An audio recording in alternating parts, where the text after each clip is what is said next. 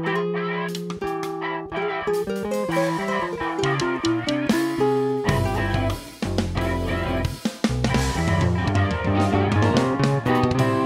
odd to hear you speak Czech. Yeah, I never speak Czech with you, do I? No. No, I'm not supposed to. It's not my job. Yeah, I know. But it's always when you have an Englishman at school, everyone is just so curious how well do they speak Czech. I know.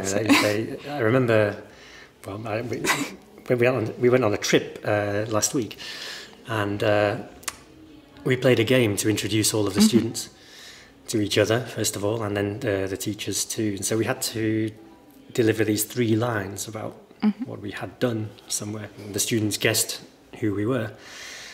And the other teachers all stood up and did it in Czech, and then they handed me the piece of paper. And I stood up, and there was 80 children there, many of which I didn't know. And I said, "Dobrý večer." And they all started to listen and look, and then they went, "Shh." And they all fell silent, and I had to speak Czech, and I felt quite nervous about it, I have to say. But they understood, and that was the main thing. Yeah. You say that switching between languages is difficult, but every day I hear literally hundreds of examples of kids at this school speaking what I would qualify as Chenglish. Yeah, Chenglish. You know, and I don't know whether you understand switching between languages as Chenglish or I think something different. It's quite different thing because when you get used to calling something by an English word or something like that, you get used to just saying that one word in your sentence. Yeah. And I don't think that's really switching between languages. No, because I guess you not. keep thinking in Czech. Vážené posluchačky, vážení posluchači, vítáme vás u nového dílu Nerudného poslechu, který bude v několika ohledech zcela unikátní. Za prvé to bude naše první epizoda vedená výhradně v cizím jazyce, jelikož jsme měli tu čest přivítat nahrávání pana profesora Taylora. A za druhé se bude jednat o poslední epizodu ve starém formátu. Podcast totiž čekají malé i větší změny, které uslyšíte v příštích epizodách.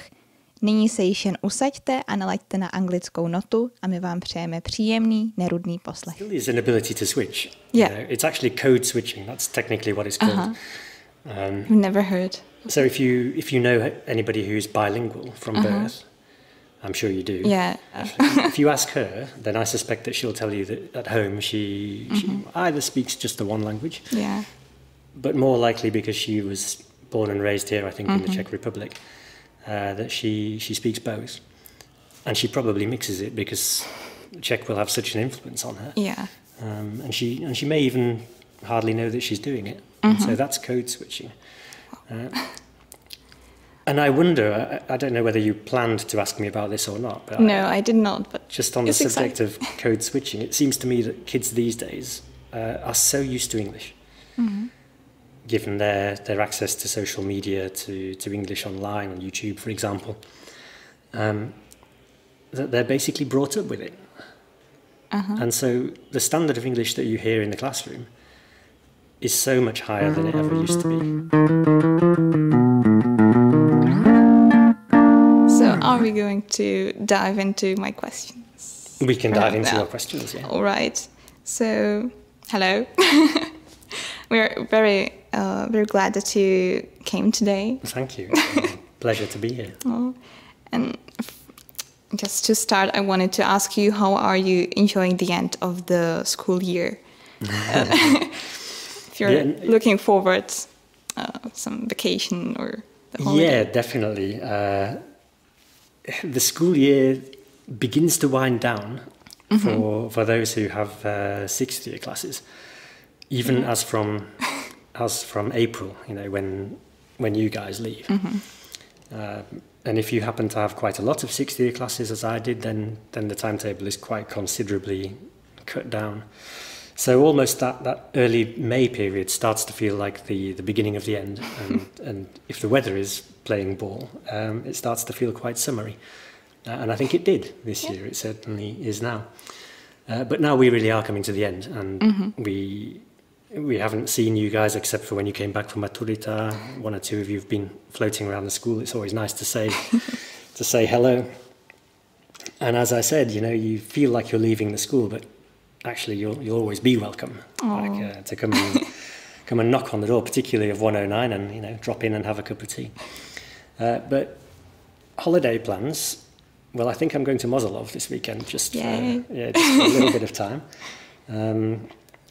And then, there's another school trip down to a place called Raj Letohradek, which, as the name suggests, is supposed to be a paradise. I've been there before. Full disclosure, it is nice. Where is it? It's out towards the east. It's not very far from Ústí nad Orlicí. I don't know if you know that area. Not really, but I think it's quite nice in there. It's lovely. Yeah. It's green, rolling countryside, lots of trees.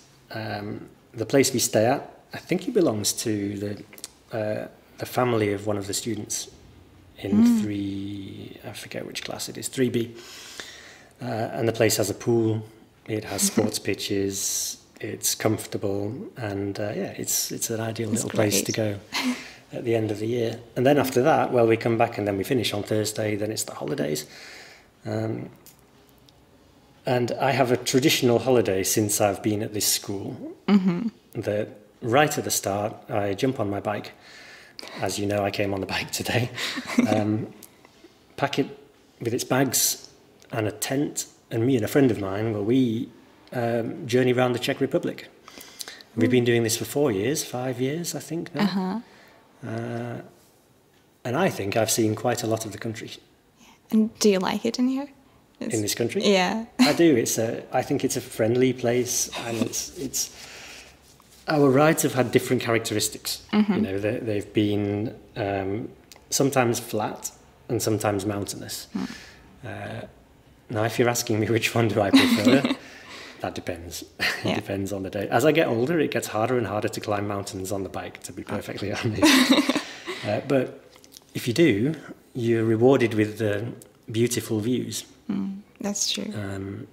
So we've been down to Novohradské hory, Beskydy. Yeah. Although Beskydy was the end of a longer ride, which was largely flat. And culminated at the top of Lisa Hora, which I remember the descent coming down. That was very pleasant, very fast. I think it took nearly an hour and a half to get up and about 9 minutes to get down. So the contrast was incredible. But I've been to some lovely places. I spent time in the wine region, down in Břeclav, wine region or tornado region. I'm not sure what it's most famous for now, but I know it had that tornado, which is a little bit concerning because we stay in a tent, and I'm not very keen on the idea of suffering hot, terrible summer storms with only a little bit of thin material between me and the elements.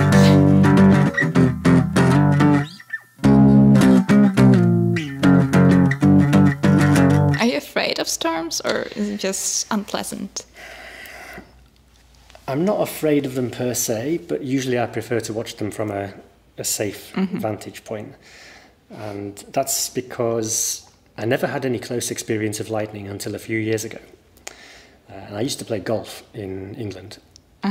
And there was one time when I was playing, and I was on the very top of the golf course, and a storm came over, and the last thing you want to be holding when a storm comes over is a piece of metal in your hand in the shape of a golf club.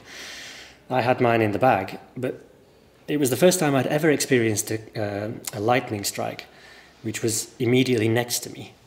And normally for me, lightning is something I see in the distance, and then I hear this distant rumble of thunder. But actually I saw the lightning, and I heard what sounded to me like an explosion. And it scared me. And I took myself directly back off the golf course into the clubhouse. And since then, I've had that a couple more times. I don't know why, whether I attract lightning, but if I do, I should probably stay inside buildings when they're on. But it happened in Prague as well. Some lightning hit a tram that I was on. And wow. So I think I realised that if you are exposed to lightning, then yeah, you need to be careful. It can be extremely dangerous. And not only that, but the hailstones as well. You know, we talked, you and I, about my time in France. And just this week they've had very hot weather down there and followed by storms with hailstones the size of, nobody can see what I'm doing with my hands, but tennis balls, which have in some sense destroyed houses and cars and really caused a great deal of damage. I've never seen that in this country so far, in the Czech Republic. Yeah, me neither. But I don't think it's impossible.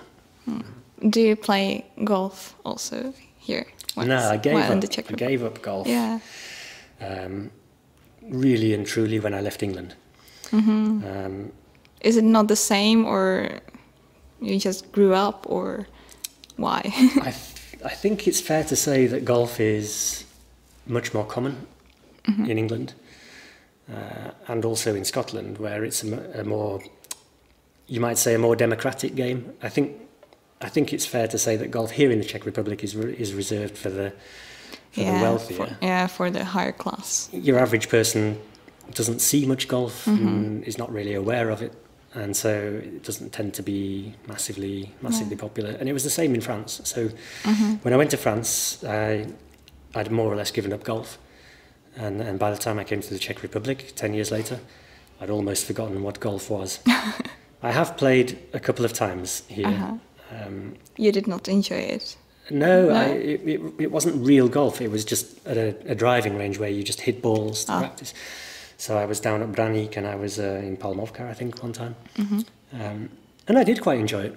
But, you know, in those days the membership was so expensive that I couldn't do it. And I thought, I can do different things.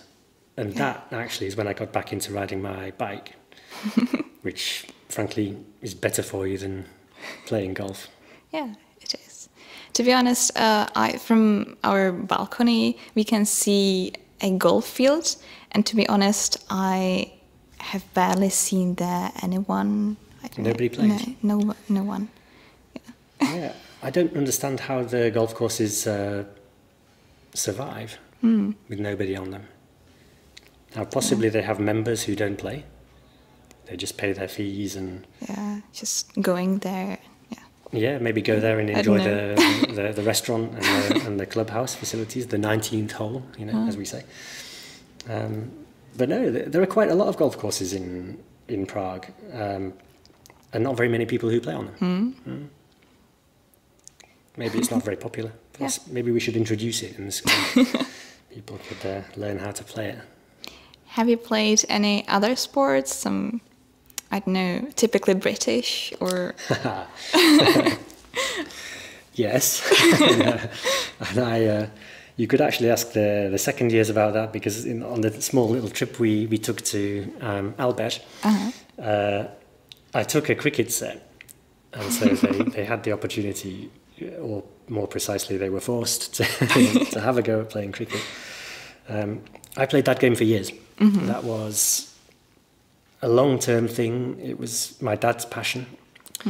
And I think, like many children, when something is your dad's passion, it kind of becomes your passion, because you don't have much choice. You know, he wanted me to play cricket, and I have a recollection of being in the back garden of my mum and dad's house, and he was trying to teach me to bowl. And this is a complicated movement. I was 3 years old, so I started early. And you have this very technical movement where you go from over the top, from left to right, and you make a kind of cartwheel movement. And I was fed up. And I said, "Dad, I can't." And he said to me, "There's no such word as can't in the English language." I said, "There is, I've just said it." But anyway, he insisted, and eventually I actually started to like the game. I joined a local club and I played for years. But that's also something which, again, I gave up when I went to France. Because in those days, I don't think except for possibly Mick Jagger of the Rolling Stones. Maybe he had a cricket club in France somewhere. I didn't know that. I don't know. It's probably not common knowledge, Lucia, to be fair. But there was nothing near me, so I couldn't play, and I gave up. And I thought I would never play cricket again. But once again, the Czech Republic saved me. I think it's because I live in the capital city. Yeah. Because, you know, here there's such a mix of people that you can find... Here is almost everything. Yeah, you know, almost whatever you want to find, if you really look for it, you probably can. I didn't look for cricket, but it found me in the shape of some friends.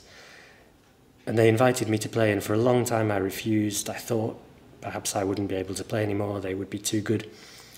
In the event, after a bit of practice, I was okay again, and many of the guys were, with due respect, middle-aged, fat, and interested in nothing more than a Saturday gathering, a game of cricket, and a few beers in the pub afterwards. So it was very social, and it was quite friendly. And it allowed me to meet a lot of people from all over, from England, but not only England, many Indians, most of whom worked in the IT sector here in Prague.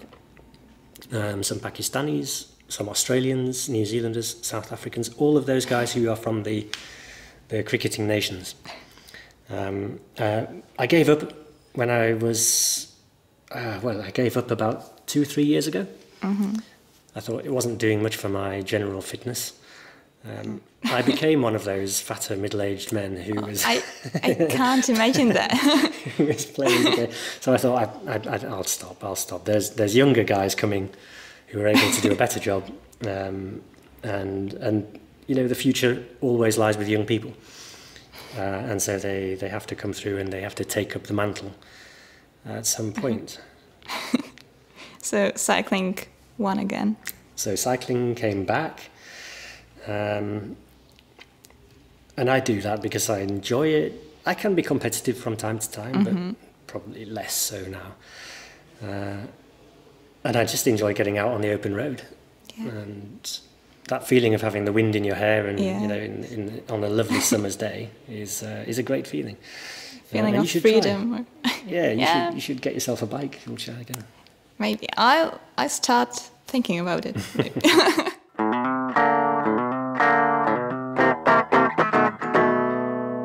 I know that once we had a lesson with you, and you were watching cricket game. You were just showing us, or something like that. So it's still in your heart, I suppose. Yes, it's still there. I mean, I still watch it. And I don't generally tend to talk about it to Czech students because I'm fairly aware that you don't know much about it. Although I was surprised that your class, when I asked you, do you know what this is? Have you heard of it? You do know what it is. So there is an awareness. Whereas I honestly think if I'd asked that question in France, they would have been nonplussed. They would have had no idea. I don't think I ever did ask that question in France. You may try. Yeah. But there are Czechs who play cricket. You even have a Czech national cricket team. Do we? You do. Wow. Yeah. And I think, if I'm not wrong, it holds a record as well. It holds a record for scoring the largest number of runs in the shortest time. Wow. The only problem is, I think only one of the players is Czech. Don't ask. It's complicated the way that they play it because it's a kind of... So we are kind of famous, but not really. But yeah, you're exactly famous, infamous, but you're a quiz question is the answer. I think it's fair to say. Yeah. So we might move on. I would like to ask you a quite simple question, but it's quite important question also, and that is, where do you come from? Where do I come from? Yeah, what was the town or village? I know that you have mentioned it many times in our classes, but to be honest, I can't remember, and I would like to tell to the listeners. Yeah, I think it's an opportunity to correct a misconception. Yeah. Because a lot of students in this school think that I'm Scottish. Yeah. And I know that you are not, but... Yeah, your class I think is more familiar, but there are some classes where it's never been made explicitly clear.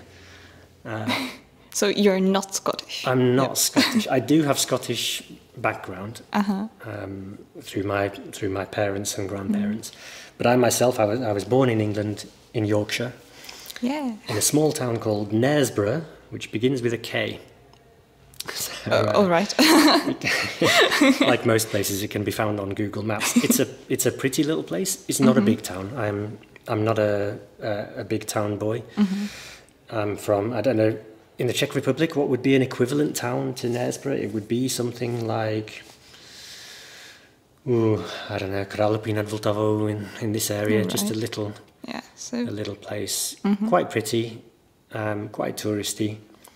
But a backwater, to be honest. That's in Yorkshire. And in Yorkshire, we have one or two stereotypical characteristics.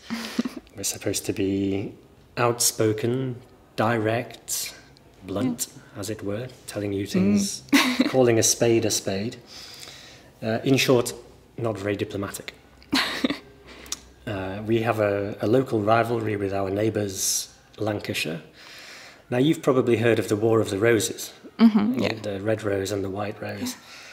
And those two counties were involved. So it was the House of Lancaster and the House of York back in the day. And ultimately it was the House of Lancaster, which came out on top, which gave us the Tudors, Henry VIII and all of that. But these counties to this day are still represented, symbolised by these roses. So we spoke about cricket, and there is a game of cricket which happens every year, which is called the Roses match, which is a match between the White Rose of Yorkshire and the Red Rose of Lancashire. So that's my background and that's my upbringing. And it also might explain what you mentioned to me earlier off air, which was that when I first came here and I first met you guys, you had a little bit of difficulty understanding. You wouldn't be used to somebody from where I come from, I don't think. Now, I don't think my accent is terribly strong, but it does exist. And you notably hear it in some vowels.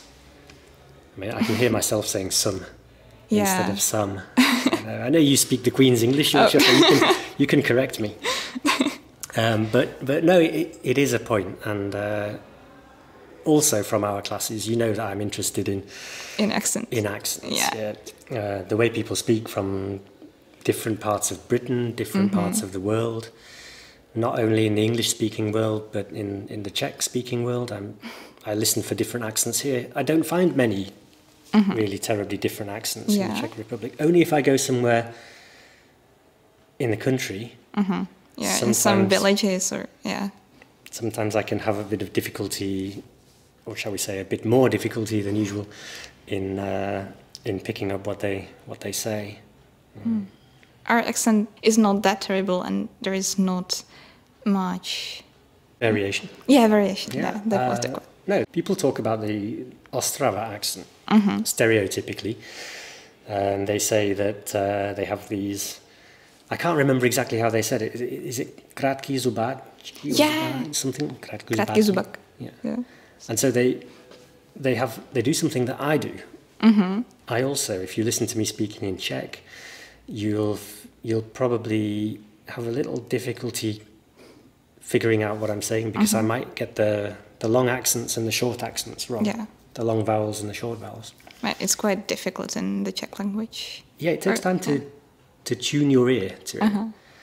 I like to think I'm better now than when I arrived, but I've been here a long time, and I have to tell you that when I was in France was the country of my first foreign language.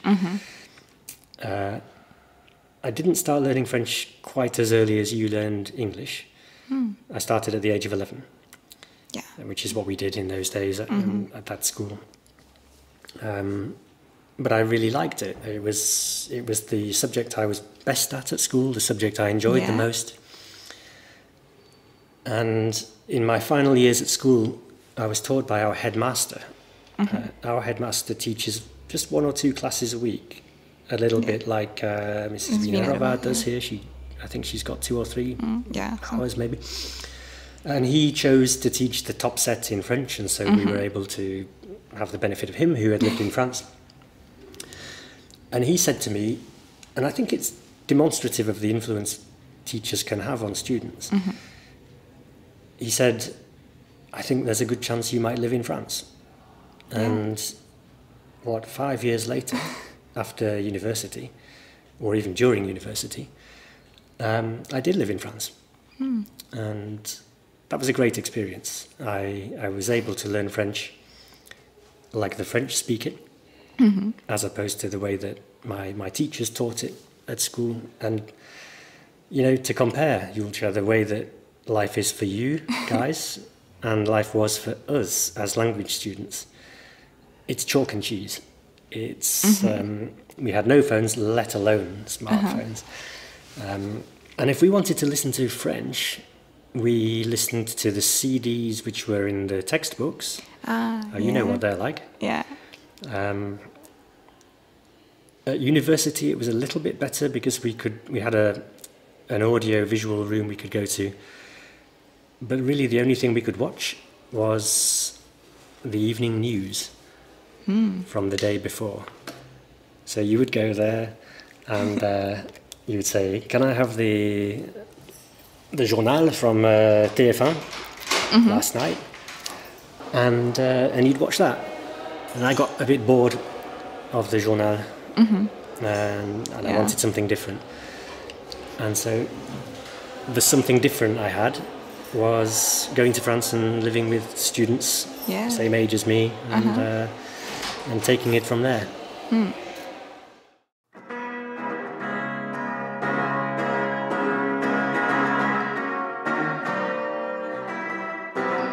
What did you study at university? Was it French or?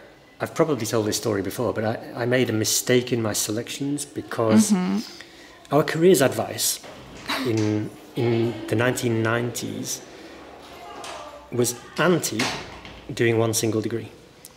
So I would have gone to university and done French and then specialised in linguistics or translation. As it turned out, my careers officer said, no, you can do French, but French must be secondary because it's not a proper subject. And so she suggested doing it was computing really, but sort of programming. Wow, Programming I would languages. not say that you would do something like that. No, well, it was not my thing at all. But that was what I chose. That was what I was accepted for. I got there. I loved the French bit. I hated the programming bit. Yeah. And so I failed it. And they said, well, I don't understand because you're very good at French. Yeah. Programming is a language. I said, yeah, but it's not a living language. It's not like me. It's very logical. It's binary. Yeah. It's yes, no, then. And it really wasn't for me. And so I dropped it. And then I spent a little bit more time doing a part-time course to rebuild the credits so that I was able to enter onto the next year of a degree in languages, and this time, probably another mistake, tourism management. Ooh. You wouldn't see me doing that, perhaps, either, no. So that was my degree. But the best thing about that degree, first was being at university, was being able to meet lots of new people. It was a brilliant experience. I moved away from home. I wasn't in my hometown, so I was freed from the shackles of parents. And it was a shock at first. I don't deny that moving away from home at the age of 18 and suddenly being at least semi-independent is difficult. Yeah, it's... I don't know if you've had the experience yet, or whether that experience is just around the corner for you. At the same time, if you study here in Prague, then you'll be local, and you might live at home, I guess. Yeah. So there's a bit of a difference. I mean, I was, I think, about 100 kilometres away, not too far, and I had a car at that stage, so I was able to drive back every now and again. But as I was saying, the single best thing about my degree was the chance to go to France. I hope that young people in England still have that chance because, you know, Brexit has complicated things. Yeah. We've left the Erasmus programme and it's supposed to have been replaced by something named after the... I have no idea. The father of artificial intelligence. No. Yes, Yeah, Alan Turing. Turing. But apparently it's not quite doing the job that it's supposed to do. Yeah. And so I would feel very sorry for people if they didn't have the opportunities that I had to be able to go to France for a year. And I tell you, I didn't want to go. Didn't? No, Yeah. I was fairly... I think I was fairly conservative in those days. I'd say more than I am now. And I was happy in the town I was studying. Yes, the weather could have been better, but we had the odd sunny day. And I think broadly speaking, I was satisfied. And so I was supposed to go to France and do a stage. Now, you can decide whether that's a Czech word or a French word. In fact, it's both. That was what we were told to do, so we had to look for a job, essentially. I found one in the tourist office, but I didn't like the idea of it. And so I said, can I study, if possible? And we had a deal with the University of La Rochelle. And again, this has plagued me all through my university life, is not quite being on the right course and finding something that I was really interested in. It may be that in those days I wasn't sure what I was interested in. Yeah.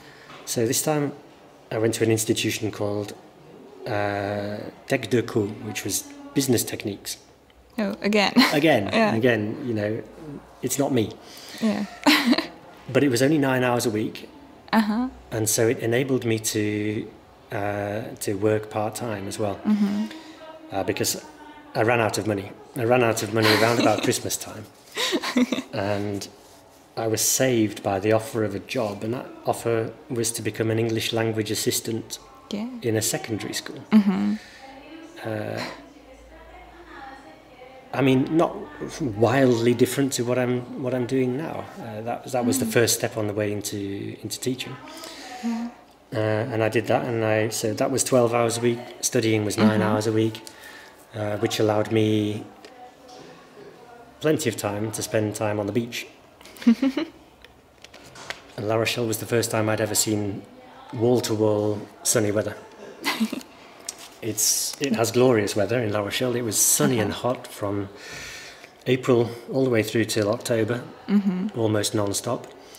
We lived about 300 meters from the beach, and we lived on it. It's lovely. We lived on it. We wanted to get tanned. We were English, and we spent a lot of time. We were in the gym in the morning, then we went to the beach. And frankly, we were fairly irresponsible. I have to be honest with you, Julcia. We were looking at the sun and lying on the beach and going, "Give us a tan." And we laid there for hours on end. You'd be horrified. Yeah. So I think you're more responsible these days, and you're more aware, for sure, these days of what the sun can do to your skin. Yeah. And especially when you're an Englishman, and you also have a fair complexion. That must be a shock for your body. Or I think initially probably it was. It was. But it was fine. After a period of time, once I'd got tanned, I was happy with it. No problem. And we even went to the extent of using tanning oils, you know, not creams, oils. It's like roasting a chicken, if you think about it. And if I think back, we did some silly things, but that was the day. Yeah, that's the part of growing up. So you're not a big fan of English or British weather. When it rains here and I complain about it, people say, "Well, you're English, you're used to it." Well, that's true, but it doesn't mean I like it. Yeah. And actually, I'm maybe not so used to it anymore because I've lived out of England. And I'm thinking about this, as I tell you it, Julcia, for longer than I've lived in England. I lived in England for 20 years, and I've lived out of it for 26. Wow. So, yeah, you might think I'm more foreign than English now, and sometimes I feel like it when I go back to Britain. And are you planning to go back sometime? Do you mean permanently or? Yeah, permanently. No, I don't think so. I don't think I'll go back permanently. I'm currently fairly well settled in this country. I could do with speaking the language that little bit better, but broadly speaking, apart from the Czech, I'm pretty happy here. And I think Prague is a wonderful city, and it's a great place to live. It's a bit villagey, particularly on the outsides. I don't know where you live, but where my part of Prague is, it's not very far from the edge, and it can feel like I'm back in my hometown in Knaresborough. But I'm actually in a capital city within reach of every potential piece of entertainment that you could find.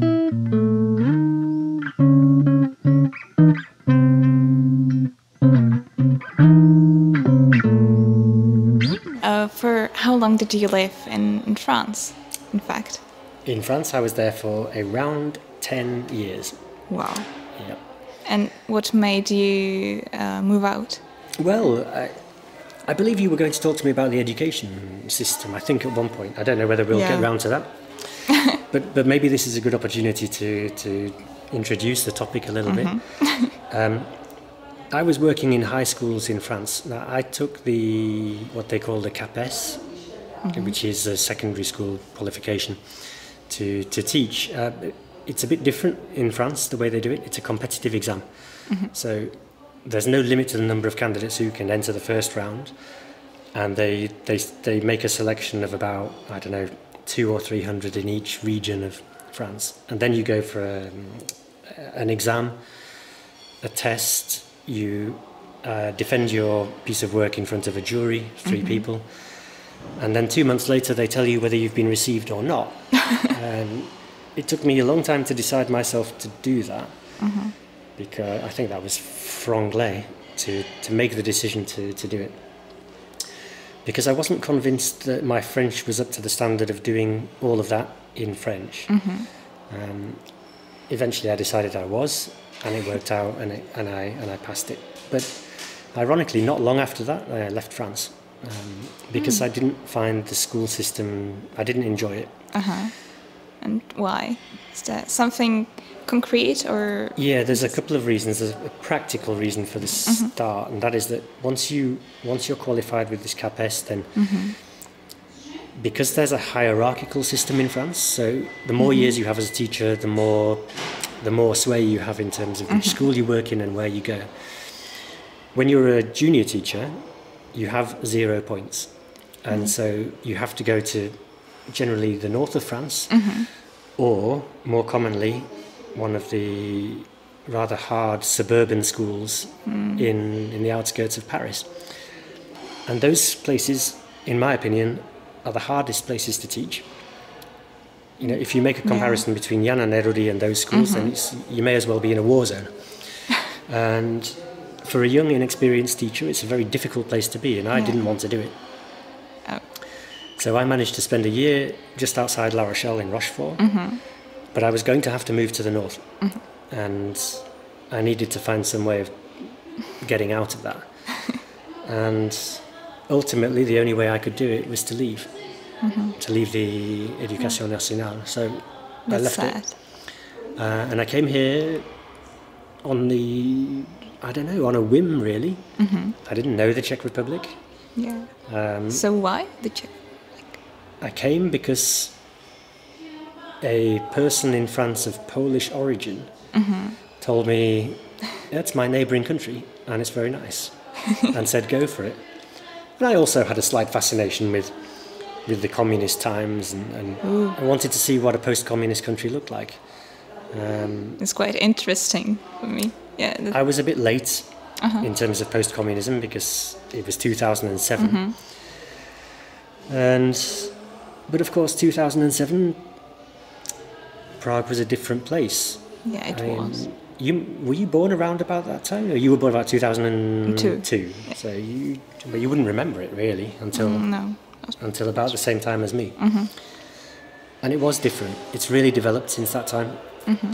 you know, for example, if you happen to be vegetarian, nowadays you've got options everywhere. It's brilliant.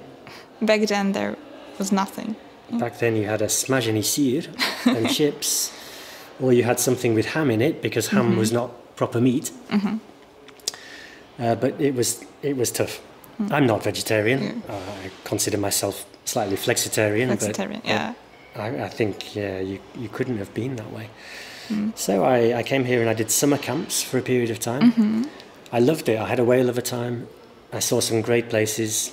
I was down in South Moravia. I was in Krivoplat, just nearby Prague. I was over on the eastern border near Poland. All of the places I went to were lovely. The kids were great. The standard of English was much better than the French kids' standard of English. Yeah, but that explains a lot, to be honest. Yeah, when you go to France, it's terrible for someone who does not speak French, or they do not want to let you speak bad French. Right. Yeah. You've had that experience? Yeah. You speak French? I'm sure you do, Danny. Yeah. I know what you mean, though. It was like that in France, and you kind of had to get better in French than they were at English, which is not that hard. And then you spoke French all the time. Yeah. Conversely, here in the Czech Republic, you know, when you want to practice your Czech, the vast majority of Czech people are better at English than I am at Czech. And so sometimes I think I'm kind of banging my head against a brick wall, maybe with an attempt to speak Czech, and then you get rebuffed a little bit because they just think this is a waste of time, we can speak in English. Yeah. So being here in Prague, it does make it a little more difficult maybe to develop that level of Czech. That sounds like an excuse, and to an extent it is, and I'm ashamed of it. But that's the case. Yeah, but because I feel like we have the feeling that no one speaks Czech, so we have to speak English. And it's kind of true. Yeah, in my opinion, we have the desire to speak English, to learn. Yeah. Absolutely, the desire and the necessity. And let's be honest, you do it well. You know, I think Czechs are very negative about their own abilities, but my experience is that you speak very good English. Okay, I work at this school, and maybe it's not entirely representative, but even outside of this school and in the outer world, there's a lot of people who speak good English. And when you compare Czech education and English education, which one do you prefer, or are there any major differences? Well, I guess the English education has changed quite a lot since I was part of it. I was also lucky enough to go to a good school, a good secondary school. It was, like many schools, a semi-religious one. It was a Church of England high school, but a state school. It had a good extracurricular offer, so there was music, there was sports, there was art, there was lots of things to do, just like this school. So lots of opportunities to develop yourself outside of the classroom. In the classroom, I wouldn't say it was wildly different. Yeah. I think that maybe now the system is changing that little bit to move away from a sort of rote learning, as in learn by heart, dates and things like that, which I think, from the criticisms I hear, is still a feature of the Czech system. So lots of facts and figures, and maybe not enough opportunity for creativity and critical thought or discussion. And I think that's why kids like English classes, because it's maybe the one opportunity where they get an opportunity to give vent to their expressive side, their feelings. And especially you did that, in my opinion. That you wanted some discussion or just talking about some topic. Well, your class was very chatty and very talkative, so it was a natural thing to do with your class. It doesn't always work like that with every class, but with 6B in particular, you know, you can get you on a subject and you guys, it's like winding up a clock. It just goes for a while. And there were no shortage of strong characters in your class with plenty of opinions. And so, the discussions were good, and often they were fun, and I hope that you took things out of that and maybe learned one or two things that you might not otherwise have touched in different topics. Yeah. So yeah, I think that's important. It's good to have that opportunity to do it. And maybe it was the same with me at school. Although my French classes, as I recall them, were mostly about going through textbooks and doing French grammar. That's the same in here. And then we had an assistant who came from France, and suddenly, well, like me, I had that accent which was very different to the ones I'd heard, and it took a bit of time to get used to, what she was saying. But that's part and parcel of learning a language. Yeah.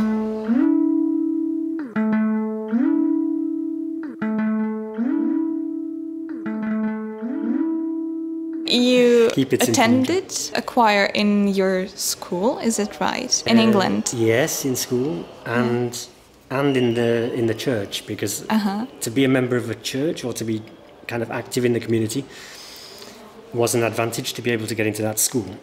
So my parents kind of tried everything to get me to church. I hated it until I found that there was a choir. And when I found that there was a choir, I wanted to go and sing. And so I joined that, and that helped me to get to the school I went to. And yeah, as you know, I've never lost that love of singing, and even here. I know, but it will be the following question. But now you seem to be quite proud to be having that opportunity back then to sing in a church or... In England? Yeah, in England. Well, when I first started it, I was just learning. I was only very little. I was 8.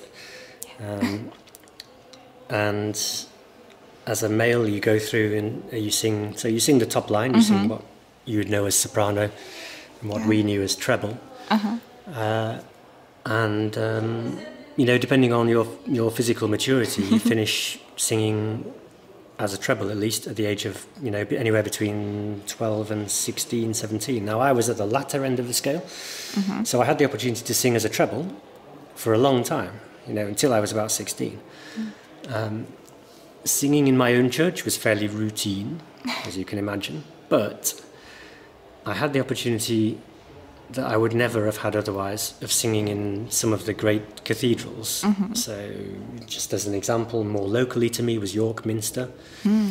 Down in Cambridge, Ely Cathedral, even over in France, in Chartres. And my choir came to sing at Svativit.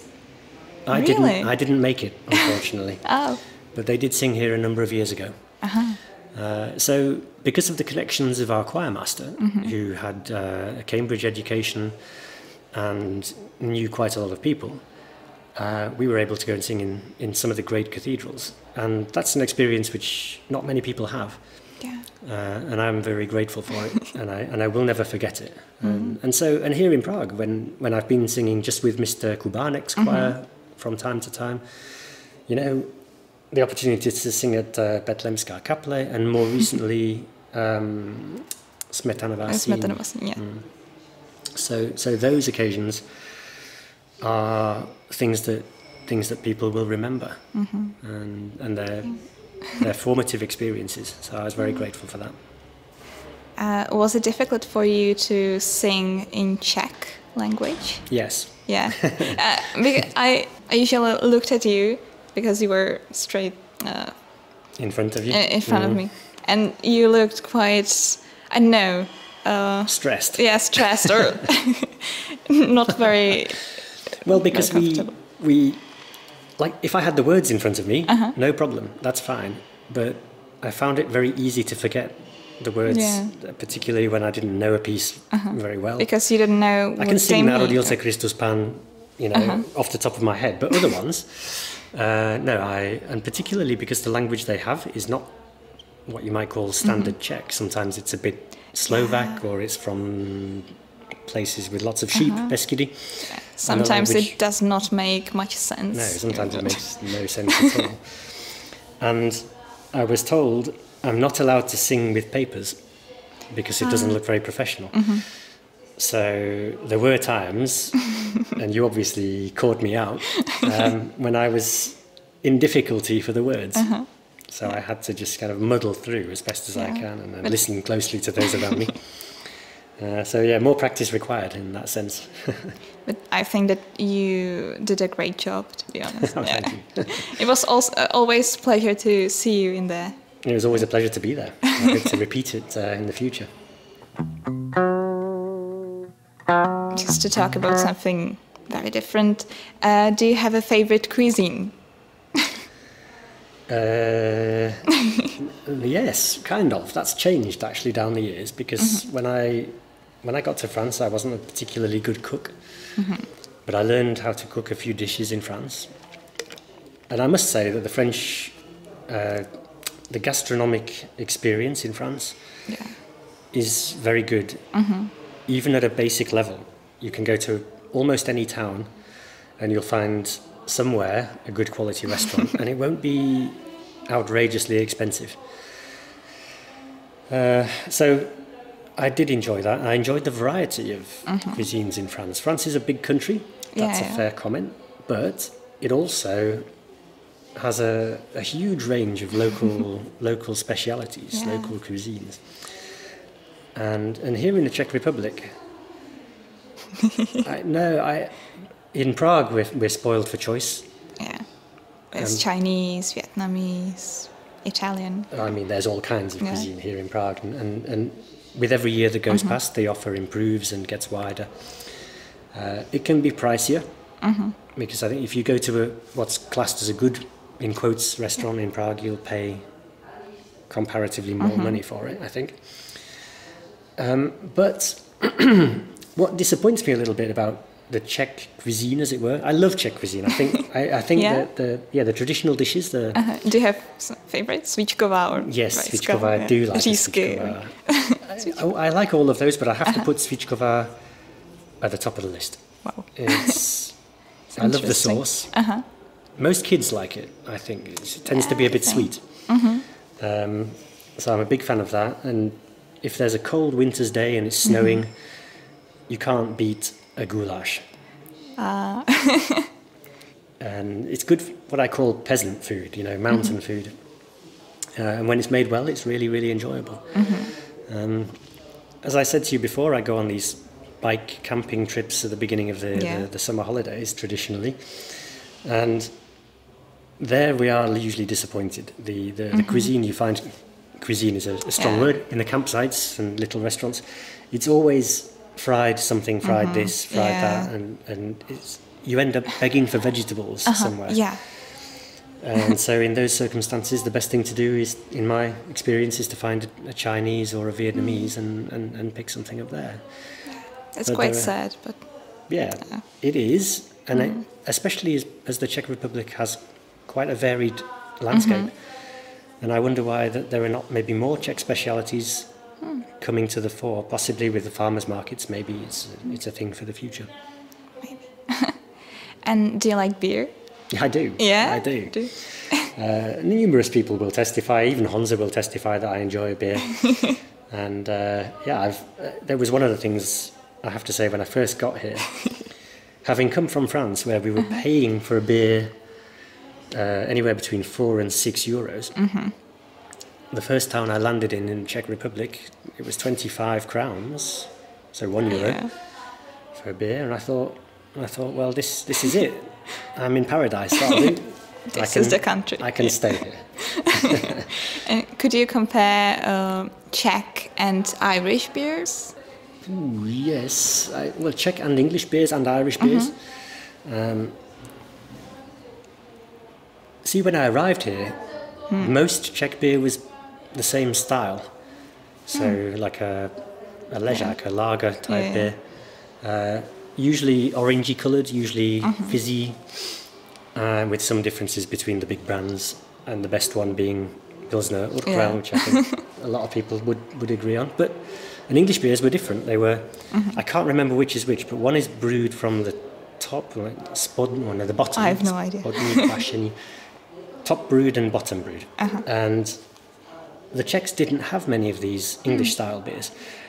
Nowadays, I'm going to assume you're not a big beer drinker. No, I'm not. We need an expert. But nowadays there are many more little mini, even micro, even nano craft breweries.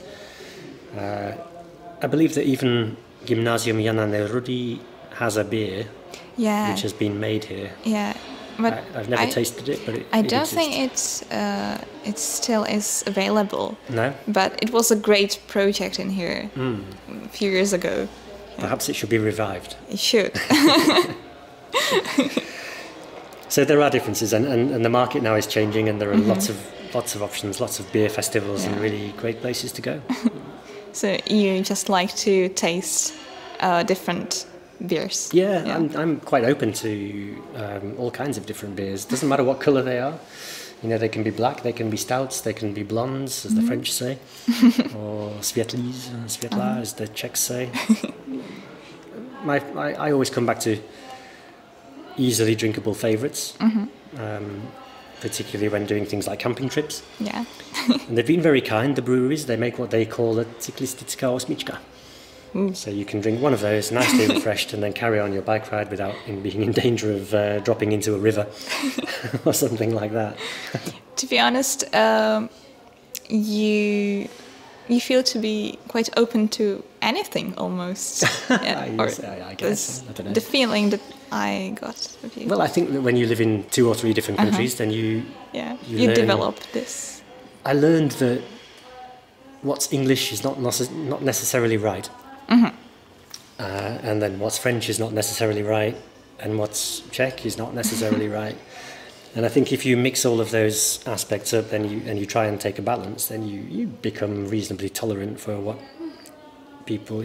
sometimes you meet people who think that the Czech way is the best way, or the English way is the best way, and they're not especially open-minded. And one of our jobs as teachers is to open young minds, and I hopefully we do that relatively well.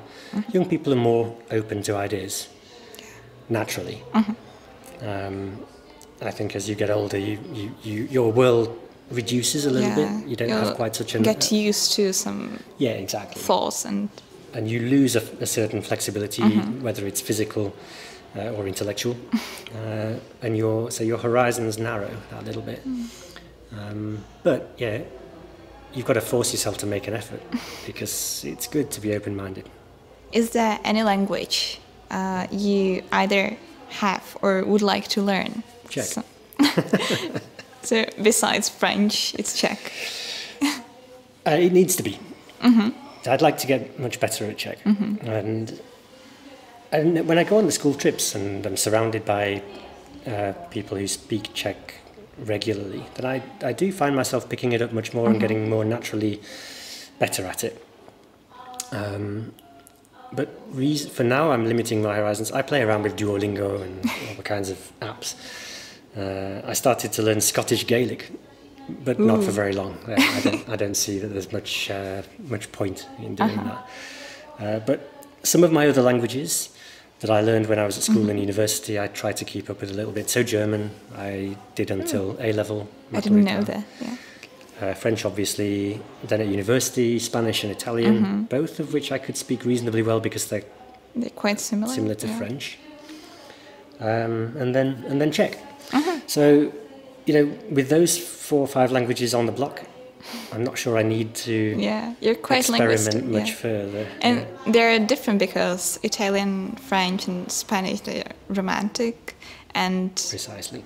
Then you have German and English, and then you have Czech, which is totally different from these. Yeah, so that's a great advantage when it comes to learning other languages, because then you've got your basis as a Germanic language, then you've got your Romance languages, like what I call Latinate languages, and now a member of the Slavic language family. Should I go on holiday to Croatia, then I would at least fancy my chances of understanding. Maybe 50% of it, just enough to. Also to in Poland and Slovakia. Precisely. Even Russia, although it's out of fashion at the present time. Is there any common mistake students here at Guyana make in English? Something very common that you probably don't understand where it's coming from, or? No, I've heard a lot of them. I'm just trying to think of some examples. That's a good question. Writing tests. Students always say that we're writing a test. And I've become bored of it, and I don't really correct them anymore. Because we do a test, or we sit a test, or something like that in English. What do people say otherwise? Today evening. Ooh, I've never heard that. Večer. Yeah. Whereas in English we'd say this evening. That's odd. Dnes ráno, this morning. That's one of them. And there must be millions of other examples that I'm struggling to think of at the moment. I wish you'd asked me that question before. I could have researched it. Never mind.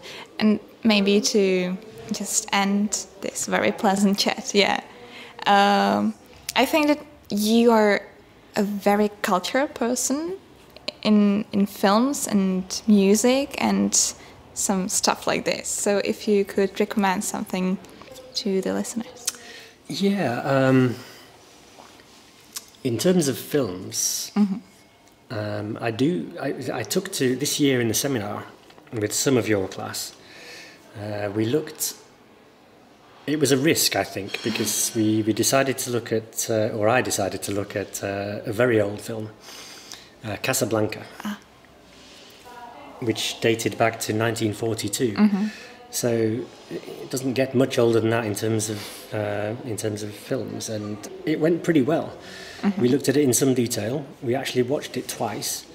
We transcribed some parts of it. We addressed a number of discussion questions, because it tied in not only with English but with history, because it was all set during World War II.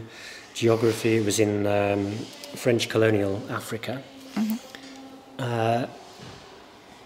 And then we finished with an essay question. I think actually I gave the students the possibility of 10 questions, all of which were linked to one particular aspect of the film. So I think rather than making a single recommendation, because everyone has Netflix and everyone watches many really very interesting things, The Crown is not that bad actually, better than I expected it to be. Did you like it? I thought it was okay. Yeah. It told stories from periods of my life. Yeah. And so it was interesting to see how they interpreted them on the television compared to how I experienced them myself. Princess Diana and her death is going to be the big one when it comes up next series, because I experienced that when I was your age. Wow. I was just 19. And did you did it have a great impact on you? It did. It did. It had an effect on me in the sense that I had been. This is a bit personal, and I won't go into it in too much detail. But it was my father had died years before, 10 years before, and when I watched the funeral, and I was not a big Diana fan. I was she was just another princess, really, to me. Yeah. But I think because of the music at the funeral, it made me cry, and so I watched it, and it was an opportunity to kind of get this out from years ago, maybe, and move on. So. That it will be interesting to watch that again when it comes around in this next series.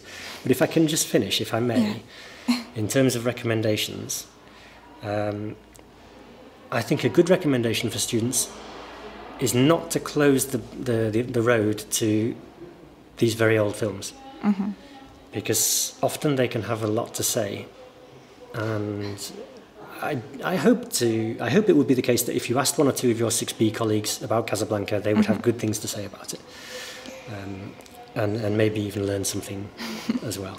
So that would be the recommendation. If in doubt, give it a try. All right. So thank you very much. Thank you, Yusha. It's been a great pleasure. Goodbye. Goodbye.